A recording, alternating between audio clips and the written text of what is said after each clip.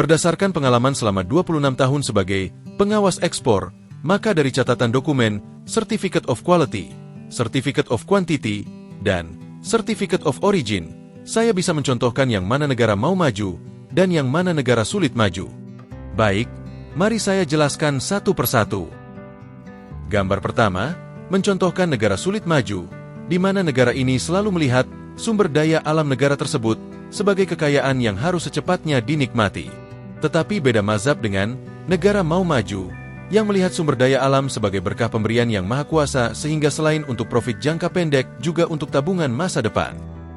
Gambar kedua, mencontohkan negara sulit maju, di mana negara ini selalu menggunakan alat transaksi perdagangan yang hanya berlaku di negaranya, sedangkan negara mau maju selalu menggunakan alat transaksi perdagangan yang berlaku di seluruh dunia.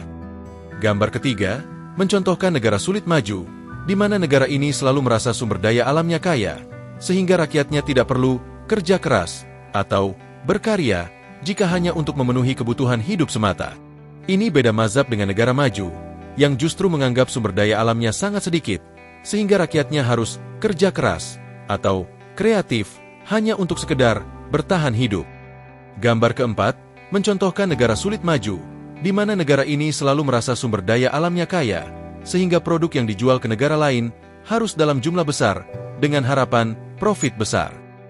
Ini beda mazhab dengan negara maju, yang justru menganggap sumber daya alamnya sangat sedikit, sehingga produk yang dijual ke negara lain harus yang ada nilai tambahnya, agar mudah terjual.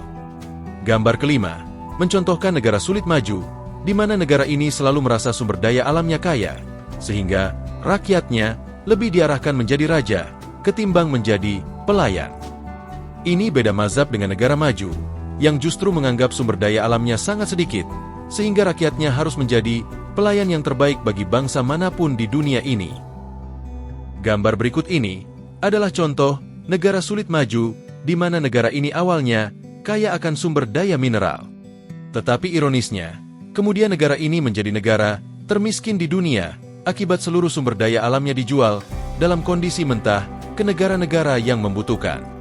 Beda mazhab dengan negara mau maju ini, di mana negara ini sangat miskin sumber daya alam, sehingga harus cerdas dan pintar memanfaatkan negara-negara yang merasa sumber daya alamnya kaya.